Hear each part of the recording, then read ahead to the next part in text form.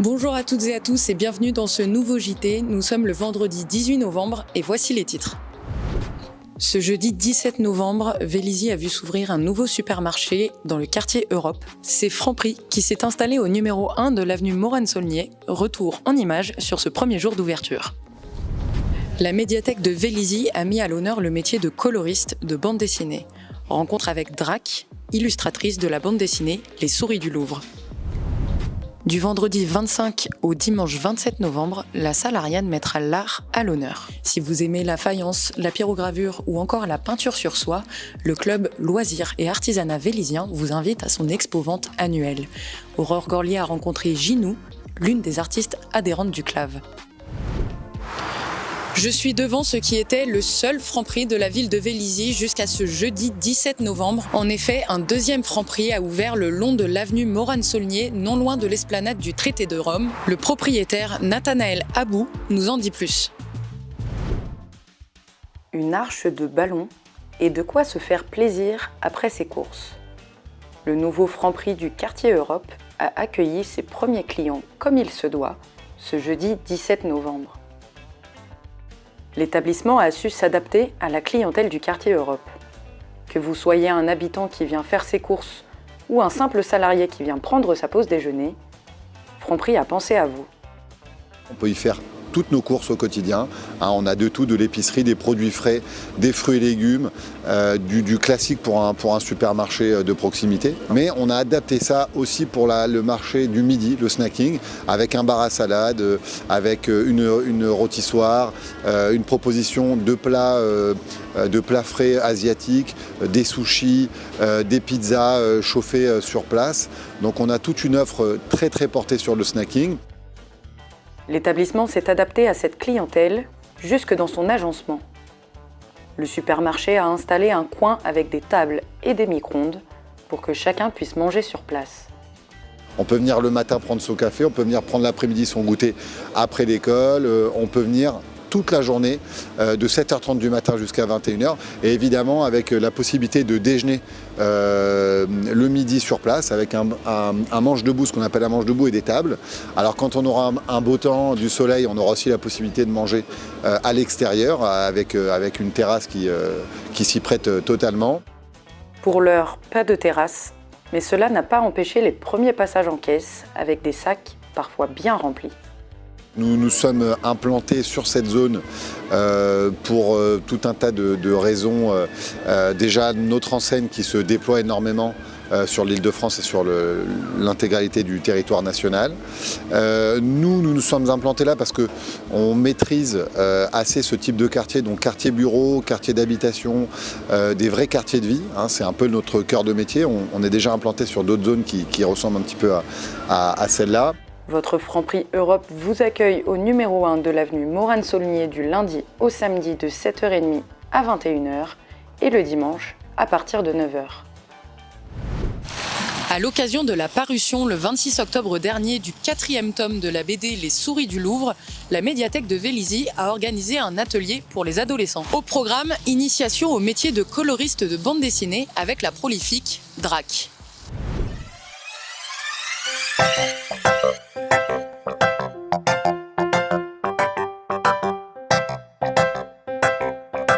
Découvrir le plus célèbre musée du monde, l'art et l'histoire, au travers d'un univers fantastique où des souris vénèrent et protègent l'héritage de l'humanité, c'est la prouesse de la série BD Les Souris du Louvre dont le tome 4 vient de paraître.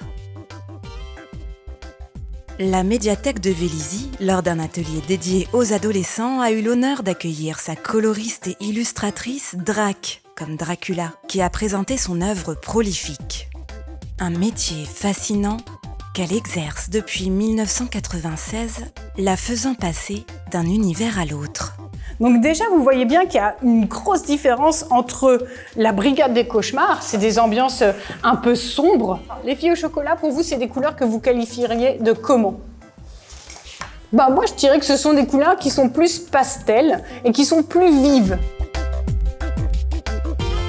Après les étapes du scénario, du storyboard et de l'ancrage, intervient le rôle de notre coloriste, qui viendra poser ses aplats puis ses éclairages.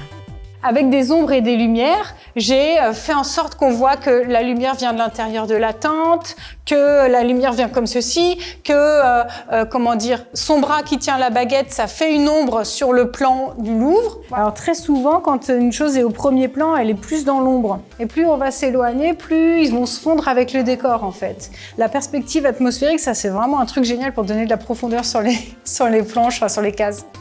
Et en parlant de souris, c'est avec sa tablette graphique et le logiciel Photoshop qu'elle joue des ombres et lumières. Démonstration. Sur le côté, ici, vous voyez, ce sont les étages qui composent l'image. On peut cacher des étages. Quand on met en couleur le trait du dessin à certains endroits, ça va donner l'impression qu'il est un peu plus loin. Ça s'appelle de l'ancrage coloré. Donc là, je crée un calque, je s'appelle moustache, et on va bien s'amuser. On va lui dessiner des moustaches. Quelle couleur je lui fais ces moustaches? Allez, des moustaches noires. Voilà. Et c'est depuis 2015 qu'elle manie l'art de pigmenter pour créer des ambiances, souligner les émotions ou encore différencier les plans. Madeleine, je vais te poser une question. Si je te dis la colère, ça te fait penser à quelle couleur? C'est vrai? Ouais, noir. Oui. Si je te dis la tristesse? Voilà. Et si je te dis l'amour? Rouge. Rouge? Pour la case avec la colère, je mets que du rouge. Voilà. Et il y a beaucoup de BD où on triche avec les couleurs pour accentuer les émotions. Avec la couleur, elle traduit le plus justement les visions du scénariste Joris Chamblin et celles de la dessinatrice Sandrine Gouelec. Ils sont tous les deux dans l'ombre. Et là, ils discutent ensemble et elle comprend quelque chose. Et en fait, quand elle comprend quelque chose, pareil, elle jaillit dans la lumière. Elle sort de l'ombre, en fait, de par sa compréhension. Donc ça, c'est Joris qui m'avait dit de faire ça. Mets-les dans l'ombre et fais-la sortir de l'ombre. Je dis, oh, c'est trop malin. De quoi inspirer les jeunes pousses vélisiennes en pleine orientation. Si tu venais en stage chez moi, par exemple, je prendrais vraiment le temps. Et vraiment, l'art numérique, c'est ce que je ne maîtrise pas du tout. Et t'as envie de te lancer. Donc, je me dis, j'aimerais vraiment pouvoir toucher à tout et bien maîtriser un peu tout, au moins les bases, quoi. Armés de ces trucs et astuces, les ados ont pu mettre en couleur numériquement une planche des souris du Louvre. Et donc c'est une histoire fictive mais dans un lieu réel. Et c'est ça qui est hyper chouette, c'est que ça permet de découvrir ce lieu hyper connu, voilà, le Louvre, mais d'une façon originale. Et ça c'est, enfin en tout cas moi ça me plaît énormément. Comme une petite souris. Exactement, ouais, tout à fait.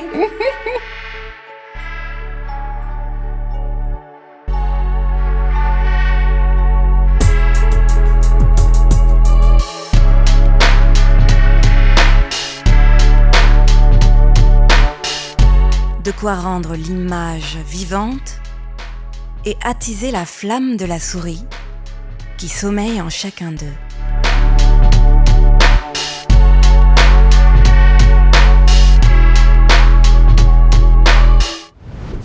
À 85 ans, la passion de la création l'anime toujours autant. Après avoir travaillé dans la broderie de luxe, Ginou est maintenant créatrice de peinture sur porcelaine depuis 25 ans.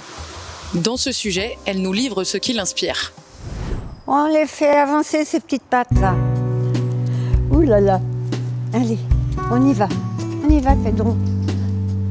Allez, allez.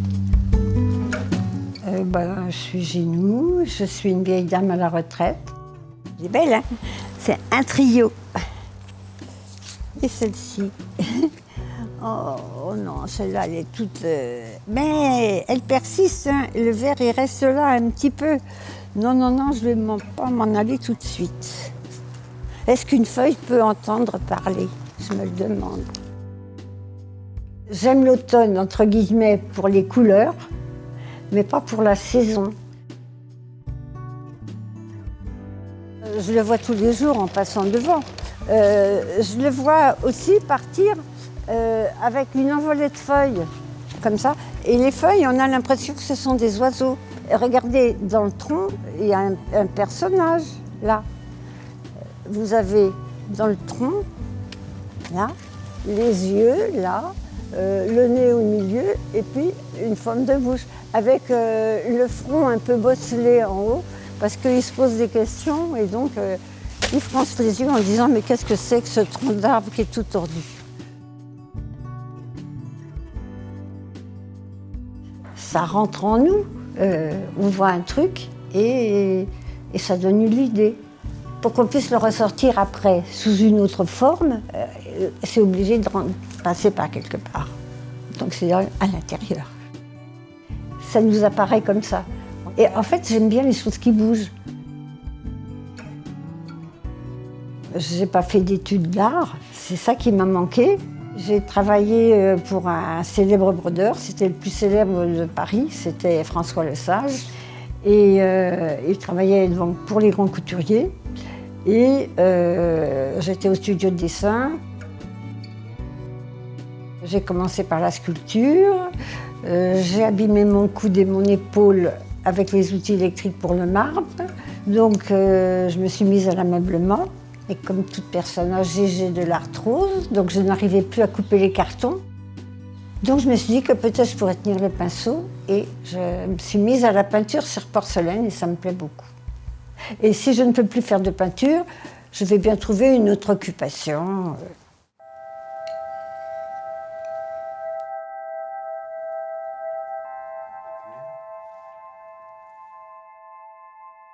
Ça, c'était les premières feuilles que j'avais amenées. Elles sont toutes sèches, elles ont complètement perdu leur couleur. Je vais la faire descendre comme ça. Voilà. Hop. Je vais positionner dans le plat quelques feuilles et après remplir les feuilles d'un motif Zentangle. Ça sera uniforme et ça sera au trait et ça sera noir. Et puis il y en a une autre qui s'est envolée de là. Hop. Je me raconte des histoires pendant que je peins. Je vais préparer la couleur. Alors du noir, déjà. Pour la peinture au trait, il faut la plume, il faut une plume. Donc cette peinture, elle est préparée avec un autre médium qui rend la peinture comme une encre. Il faut avoir la main super légère quand on fait, que ce soit avec le pinceau ou avec la plume pour le contour. Il faut prendre la plume assez droite et bien tracer sur le trait.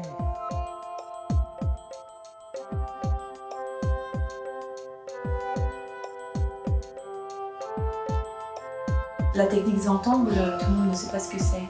Alors c'est un dessin très chargé, comme le mot zen du début du nom. Vous libère un peu l'esprit et pendant que vous faites votre dessin, moi souvent je fais ça, quelquefois même avant de me coucher le soir. Ça me soulage, je pense à rien d'autre qu'à faire mes petits trucs. Moi aussi, je suis très noir et blanc, mais aussi j'aime bien la couleur.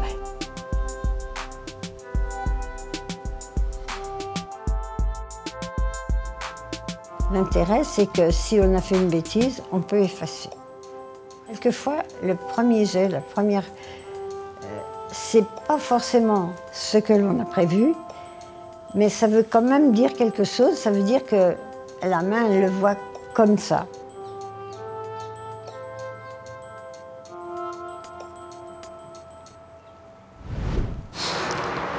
Et c'est la fin de ce JT. Merci à tous de nous avoir suivis. N'hésitez pas à le partager sur tous les réseaux sociaux. Et d'ici là, on vous dit à la semaine prochaine.